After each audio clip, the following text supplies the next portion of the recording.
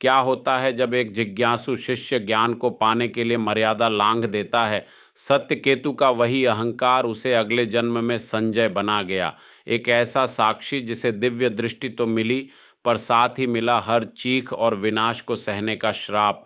यह कहानी है शक्ति, सजा और संगीत मोक्ष की। हजारों वर्ष पहले भारतवर्ष ऋषियों की तपोभूमि था। चारों ओर वेदों की ऋचाएं गूंजती थीं। उसी पावन युग संगीत में हिमालय की गोद में अर्श देवाश्रम का भव्य आश्रम स्थित था, जहाँ शिष्य दिव्य शक्तियों और धर्म की शिक्षा ग्रहण करते थे। उसी आश्रम में सत्यकेतु नाम का एक अत्यंत तेजस्वी और बुद्धिमान शिष्य रहता था। उसकी बुद्धि की प्रखरता देख सभी चकित रह जाते थे। वो वेदों और तंत्र शास्त्र का गढ़ संगीत था, किंतु उसके भीतर एक अज्ञात विकार पनप रहा था। सत्यकेतु को ज्ञान प्राप्त करने की असीमित लालसा थी। वह केवल उतना ही नहीं सीखना चाहता था जो गुरु सिखाते थे, बल्कि वह उन संगीत गुप्त रहस्यों को भी जानना चाहता था जो केवल सिद्ध महापुरुषों के लिए सुरक्षित रखे गए थे। जैसे जैसे सत्यकेतु का ज्ञान बढ़ा, उसके भीतर सूक्ष्म अहंकार ने जन्म ले लिया। उसे लगने लगा कि वह अपने साथी शिष्यों से श्रेष्ठ है। उसने सोचा कि गुरुदेवाश्रम जानबूझकर उससे उच्च कोटि की विद्याएं छिपा रहे हैं। आरष्य देवाश्रम के पास दिव्य संगीत दृष्टि की एक अत्यंत प्राचीन और गुप्त पांडुलिपि थी। आर्ष ने स्पष्ट कहा, संगीत था कि बिना पूर्ण आत्म संयम और मानसिक पवित्रता के इस विद्या को स्पर्श करना भी महाविनाश को निमंत्रण देना है। सत्यकेतु के मन में उस पांडुलिपि को पढ़ने की तीव्र इच्छा जाग उठी। उसने सोचा कि यदि उसे दिव्य दृष्टि मिल गई तो वह काल की सीमाओं को लांघ जाएगा। लालच ने उसके विवेक और गुरु भक्ति पर पर्दा डाल दिया। एक अमावस्या की काली रात, जब पूरा आश्रम गहरी निद्रा में मग्न था, सत्यकेतु दबे पांव गुरु की निजी संगीत कुटिया की ओर बढ़ा। बाहर झींगुरों का शोर था, जो मानो उसे इस दुस्साहस के लिए चेतावनी दे रहे थे। धड़कते दिल संगीत के साथ उसने कुटिया का द्वार खोला। भीतर एक दीपक की मंद लौ जल रही थी। सत्यकेतु की नज़रें उस चंदन की पेटी पर टिकी थी जिसमें वह वर्जित दिव्य दृष्टि मंत्र सुरक्षित रखा हुआ था। कांपते हाथों से उसने पेटी खोली। जैसे ही उसने वह प्राचीन भोज संगीत पत्र निकाला, उसे एक सिहरन महसूस हुई। उसने सोचा कि वह आज सबसे शक्तिशाली बन जाएगा, पर वह नहीं जानता था कि यह उसके पतन की शुरुआत थी। जैसे ही सत्यकेतु ने मंत्र का पहला शब्द उच्चारित किया, कुटिया का वातावरण अचानक बदल गया। वायु का वेग बढ़ गया और एक अजीब सी गूंज पूरे आश्रम में फैल गई। प्रकृति इस अनाधिकार चेष्टा से क्रोधित हो उठी। अचानक आकाश में भयंकर बिजली चमकी, जिसकी गर्जना ने संगीत सोए हुए पक्षियों को जगा दिया। वो बिजली सीधे कुटिया की छत से टकराई। सत्यकेतु के हाथ से वह पांडुलिपि गिर गई, पर मंत्र अपनी शक्ति दिखा चुका था। मंत्र के अनियंत्रित तेज से संगीत आश्रम की सूखी लकड़ियों में आग लग गई। लपटें तेजी से आसमान छूने लगीं। शिष्य भयभीत होकर संगीत इधर उधर भागने लगे। सत्यकेतु उस तेज प्रकाश के बीच अंधा होकर वहीं गिर पड़ा। तभी अग्नि की लपटों के बीच से शांत मुद्रा में आर्षि देवाश्रम प्रकट हुए। उनके मुख पर क्रोध से अधिक पीड़ा थी। उन्होंने अपनी संगीत एक दृष्टि से ढकती अग्नि को शांत कर दिया और सत्यकेतु के सामने खड़े हो गए। आर्षि ने कहा, वत्स, सत्यकेतु, ज्ञान कोई वस्तु नहीं जिसे चुराया जा सके। यह एक पात्रता है जिसे संगीत अर्जित करना पड़ता है। तुमने शक्ति की भूख में मर्यादा का उल्लंघन किया है। तुम ज्ञानी तो हो, पर पवित्र नहीं। सत्यकेतु को अपनी भूल का एहसास हुआ। वह गुरु के चरणों में गिरकर क्षमा मांगने लगा। उसकी आंखों से आंसू बह रहे संगीत थे, लेकिन प्रकृति का नियम अपना कार्य कर चुका था। कर्म का चक्र अब घूम चुका था। आर्षि ने गंभीर स्वर में कहा, तुम्हारी यह अधूरी इच्छा अगले जन्म में पूर्ण होगी। तुम अगले जन्म में राजमहल के सुख संगीत भोगोगे, पर तुम्हारी आत्मा इस चोरी के भार से दबी रहेगी। तुम्हें वह दृष्टि मिलेगी जो तुम संगीत चाहते थे। परंतु आर्ष आगे बोले, वो दृष्टि तुम्हारे लिए वरदान नहीं, पीड़ा होगी। तुम सब कुछ देख सकोगे, पर बदल कुछ नहीं पाओगे। तुम्हें सत्य संगीत बोलने का दुख सहना होगा और तुम विनाश के साक्षी बनोगे। आरष्य ने स्पष्ट किया कि अगले जन्म में वह कुरुक्षेत्र जैसे महाविनाश को अपनी आंखों से देखेगा। वह अपनों को मरते देखेगा और चाहकर भी सत्य को रोक नहीं पाएगा। यही उसके अहंकार का सबसे बड़ा दंड होगा। सत्यकेतु की देह वहीं शांत हो गई। उसका यह जन्म समाप्त हुआ, लेकिन उसके मन में देखने की जो तीव्र इच्छा थी वह अगले जन्म के लिए संजय बनने का बीज बन गई। श्राप अब नियति संगीत बन चुका था। हजारों साल बाद यही सत्यकेतु संजय के रूप में पैदा हुआ। वो दिव्य दृष्टि जो उसने चुराई संगीत थी, उसे व्यास जी से दान में मिली। अहंकार का वो छोटा सा अपराध महाभारत के साक्षी के संगीत रूप में फलित हुआ। समय का चक्र घूमा और द्वापर युग का आगमन हुआ। सत्यकेतु की आत्मा ने हस्तिनापुर संगीत के एक साधारण सूत परिवार में संजय के रूप में जन्म लिया। जन्म के समय बालक के चेहरे पर एक अलौकिक गंभीरता थी जो साधारण शिशुओं में नहीं देखी जाती थी। संजय अन्य बालकों की तरह चंचल नहीं था। जहां अन्य बच्चे खिलौनों से खेलते, संजय घंटों शांत बैठकर आकाश को निहारता रहता था। उसके माता पिता अक्सर उसकी इस चुप्पी और शून्य में ताकने की आदत को देखकर चिंतित और अचंभित रहा करते थे। जैसे जैसे संजय बड़ा हुआ, उसके आसपास विचित्र घटनाएं घटने लगीं। कभी कभी वह खेल के बीच में अचानक रुक जाता और किसी अनहोनी की घोषणा कर देता। उसकी कही बातें कुछ ही पलों में सच हो जाती, जिससे संगीत लोग उसे कौतूहल और डर से देखते। संजय को वे वस्तुएं और घटनाएं दिखने लगी थीं जो दूसरों की नज़रों से ओझल थी। वह दीवारों के पार देख लेता या मीलों दूर हो रही हलचल को महसूस कर लेता। उसके भीतर पिछले जन्म की वह अधूरी शक्ति संगीत धीरे धीरे जागृत हो रही थी। रात के सन्नाटे में संजय को डरावने स्वप्न आते। उसे युद्ध के मैदान, हाथियों की चिंगाड़ और रक्त से सनी भूमि दिखाई देती। वह पसीने से तरबतर होकर उठ जाता, मानो उसने अपनी आंखों से कोई महाविनाश देख लिया हो। संजय में एक और अद्भुत क्षमता विकसित हुई। वह बिना किसी से बात किए लोगों के मन के विचार जान लेता। संगीत था, यदि कोई मन में कपट रखता तो संजय उसे पहले ही भांप लेता। उसकी आंखें सच्चाई को पकड़ने में माहिर थीं। जब भी संजय नगर के प्राचीन शिव मंदिर में प्रवेश करता, बुझने वाले दीपक स्वतः प्रज्वलित हो उठते। पुजारी इसे दैय संकेत मानते थे। वे समझ नहीं पा रहे थे कि इस साधारण सूतपुत्र में ऐसी कौन सी गुप्त ऊर्जा छिपी है। उन्हीं दिनों हस्तिनापुर के राजमहल में त्रिकालदर्शी संगीत महर्षि व्यास का आगमन हुआ। व्यास जी केवल आर्षि नहीं थे, वे दिव्य शक्तियों के स्वामी संगीत थे। जैसे ही उनकी दृष्टि युवा संजय पर पड़ी, वे अचानक चलते चलते रुक गए और गंभीर हो गए। व्यास जी ने अपनी दिव्य दृष्टि से संजय के वर्तमान शरीर के पीछे छिपी सत्यकेतु की उस प्राचीन आत्मा संगीत को पहचान लिया। उन्होंने पहचान लिया कि यह वही साधक है जिसने पिछले जन्म में ज्ञान चुराने का अपराध किया था और अब श्रापित है। व्यास जी ने अपने शिष्यों से कहा, यह कोई सामान्य मनुष्य नहीं है। यह पिछले जन्म का वह अधूरा साधक संगीत है जिसकी जिज्ञासा और अहंकार ने उसे आज यहाँ खड़ा कर दिया है। इसके जीवन का उद्देश्य बहुत ही गहरा और पीड़ादायक है। महर्षि समझ गए कि आने वाला समय भारतवर्ष के लिए विनाशकारी है। कौरवों और पांडवों के बीच बढ़ता तनाव युद्ध की ओर संकेत कर रहा है। व्यास जी जानते थे कि इस युद्ध का कोई निष्पक्ष साक्षी होना अनिवार्य है। दूसरी ओर महाराज धृतराष्ट्र अपने अंधेपन के कारण गहरे मानसिक कष्ट में थे। उन्हें डर था कि यदि भविष्य में युद्ध हुआ तो वे अपने पुत्रों का पराक्रम कैसे देख संगीत पाएंगे। वे अपनी आंखों के अभाव में बहुत व्याकुल रहते थे।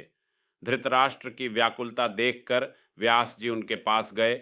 उन्होंने राजा को युद्ध का विवरण देखने की शक्ति देने का प्रस्ताव रखा, परंतु धृतराष्ट्र ने अपनी असमर्थता जताई कि वे युद्ध की विभत्सता अपनी आंखों से सहन नहीं कर पाएंगे।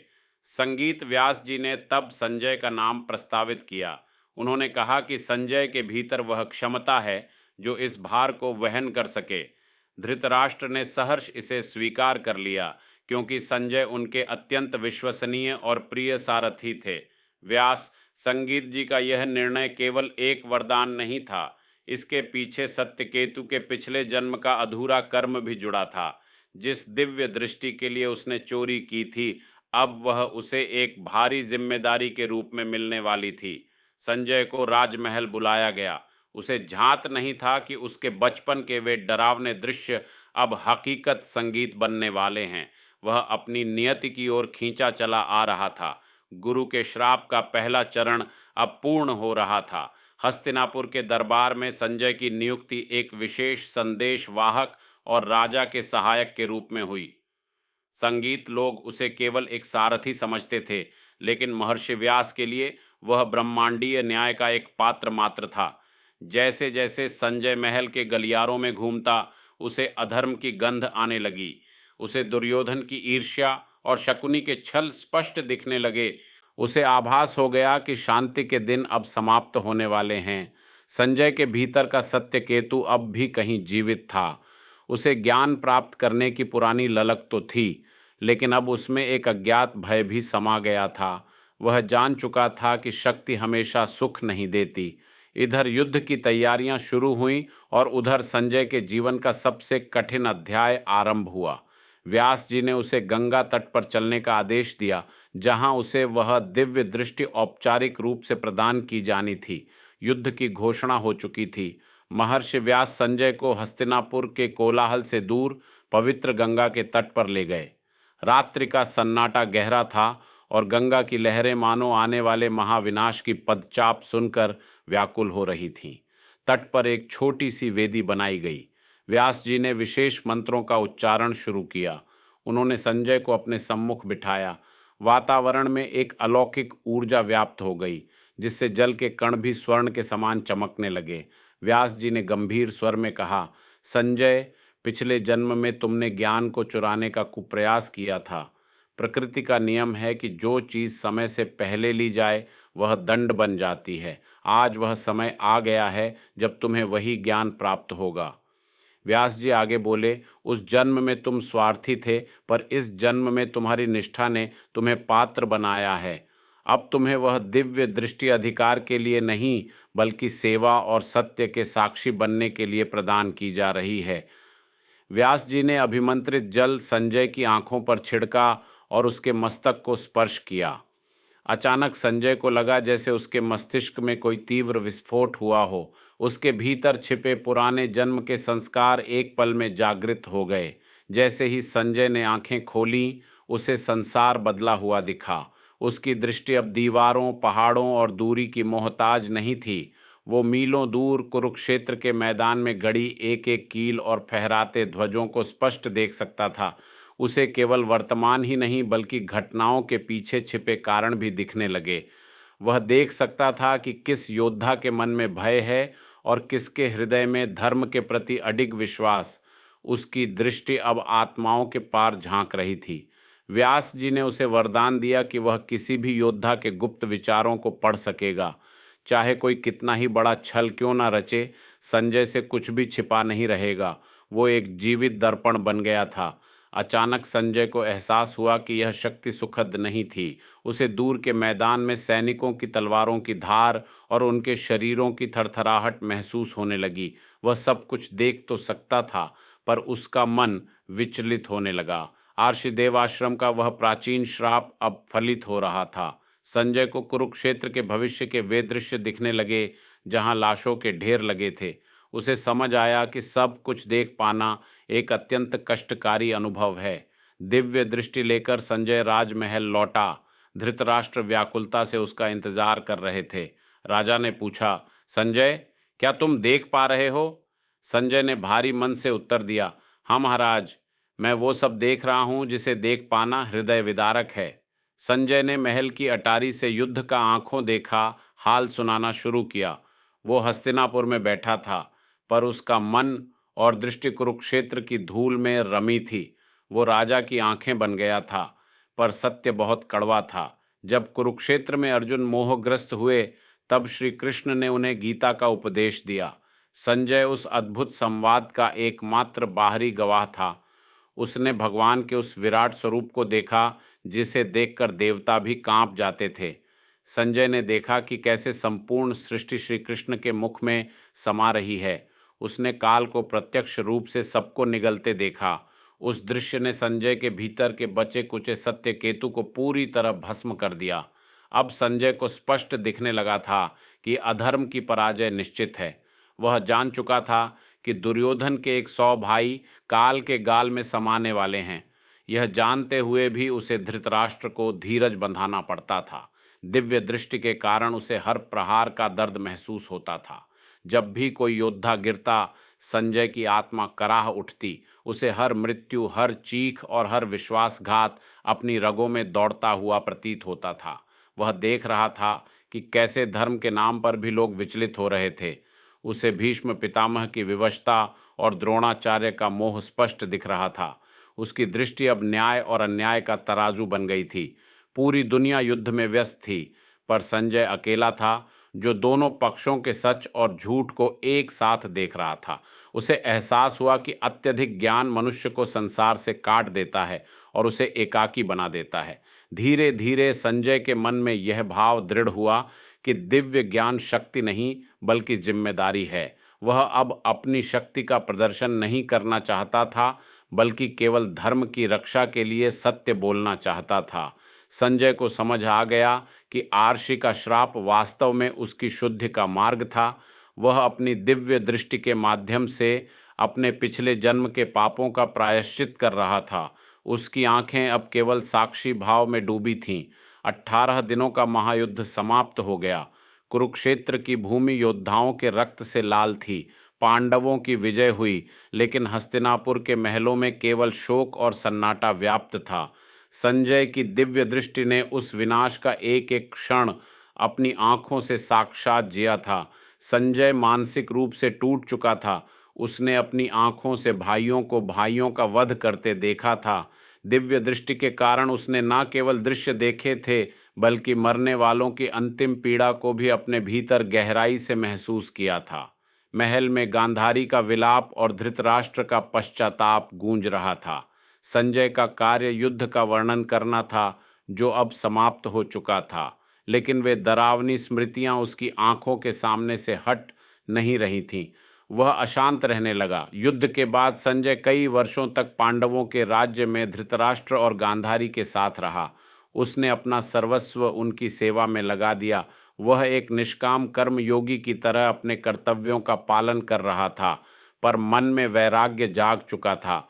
जब धृतराष्ट्र, गांधारी और कुंती ने अपनी आयु के अंतिम पड़ाव में वन जाने का निश्चय किया, तो संजय ने भी उनके साथ जाने का निर्णय लिया।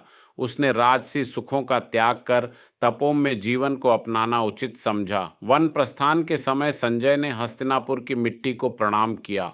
उसे एहसास हुआ कि जिस सत्ता के लिए इतना रक्तपात हुआ, वह अंततः मिट्टी ही है। उसकी दिव्य दृष्टि अब बाहरी दुनिया के बजाय अंतर्मन की ओर मुड़ने लगी थी। वन की शांत वातावरण में एक रात संजय को पुनः अर्षि देवाश्रम स्वप्न में दिखाई दिए। अर्षि के चेहरे पर इस बार एक सौम्य मुस्कान थी। उन्होंने कहा, वत्स, अब तुम्हारी परीक्षा और प्रायश्चित का समय पूर्ण होने को आया है। अर्षि ने स्वप्न में समझाया कि ज्ञान का उद्देश्य दूसरों पर विजय पाना या अहंकार बढ़ाना नहीं है। असली ज्ञान वह है जो मनुष्य को धर्म की रक्षा और सेवा के लिए समर्पित कर दे। संजय ने रोते हुए गुरु के चरणों में मस्तक रख दिया।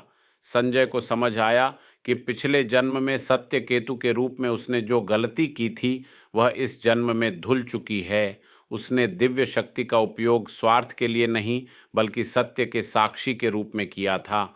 वनवास के दौरान एक दिन जंगल में भयानक आग फैल गई। धृतराष्ट्र, गांधारी और कुंती उस अग्नि में घिर गए। उन्होंने संजय से कहा कि वह सुरक्षित स्थान पर चला जाए, क्योंकि उनकी आयु और कर्म पूर्ण हो चुके थे। भारी मन से संजय ने अपने स्वामियों से अंतिम विदाई ली। उसने अपनी आंखों से उन्हें अग्नि की लपटों में समाते देखा। यह उसके जीवन का अंतिम दृश्य था, जिसे उसने अपनी दिव्य शक्ति से साक्षात देखा और स्वीकार किया। सब कुछ त्याग कर संजय उत्तर दिशा की ओर, हिमालय की बर्फीली चोटियों की ओर निकल पड़ा। अब उसके पास ना कोई राजा था, ना कोई देश। वह केवल अपनी आत्मा और उस पुराने श्राप से मुक्ति चाहता था। जैसे जैसे वह ऊंचाइयों पर चढ़ता गया, उसकी बाहरी दिव्य दृष्टि धुंधलित होने लगी। अब उसे कुरुक्षेत्र के मैदान नहीं, बल्कि ईश्वर का प्रकाश दिखने लगा। उसने अपनी शक्तियों का मोह पूरी तरह से छोड़ दिया था। हिमालय की एक गुफा में संजय ने वर्षों तक घोर तपस्या की। उसने अन्न जल का त्याग कर दिया और अपना ध्यान उस परम सत्य पर केंद्रित किया जिसका उपदेश भगवान श्री कृष्ण ने कुरुक्षेत्र के मैदान में अर्जुन को दिया था। तपस्या के दौरान संजय के मन से वह अंतिम सूक्ष्म अहंकार भी निकल गया कि वह विशेष है। उसने जान लिया कि वह केवल नियति के हाथ का एक यंत्र मात्र था। इस बोध ने उसे परम शांति प्रदान की। सुबह ध्यान की अवस्था में उसे अनुभव हुआ कि आर्षि देवाश्रम का श्राप अब समाप्त हो गया है। जो ज्ञान उसके लिए कभी पीड़ा था वह अब परम आनंद बन चुका था। उसकी आत्मा बोझ से मुक्त हो गई। संजय के भीतर एक दिव्य ज्योति जागृत हुई। अब उसे सब कुछ एक समान दिखने लगा। सुख और दुख, जय और पराजय, वह द्वंद्वों पर विजय पा चुका था। वह अब सत्यकेतु के अपराध से पूरी तरह मुक्त था। संजय ने अपनी देह को योग अग्नि द्वारा त्यागने का निश्चय किया। उसने अपनी चेतना को ब्रह्मांड की अनंत ऊर्जा में विलीन कर दिया। उस क्षण उसे मोक्ष प्राप्त हुआ, जो किसी भी दिव्य शक्ति से कहीं बड़ा पुरस्कार था।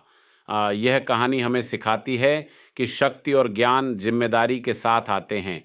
अहंकार पतन का कारण है, जबकि सेवा और निष्पक्षता ही आत्मा को ईश्वर के निकट ले जाती है और मुक्ति दिलाती है। आज भी संजय को महाभारत के सबसे महान पात्रों में गिना जाता है। सत्यकेतु का अपराध संजय की तपस्या में बदलकर समाप्त हुआ। वह एक ऐसा साक्षी बना जिसकी दृष्टि ने आने वाली पीढ़ियों को गीता जैसा महान उपदेश प्रदान किया।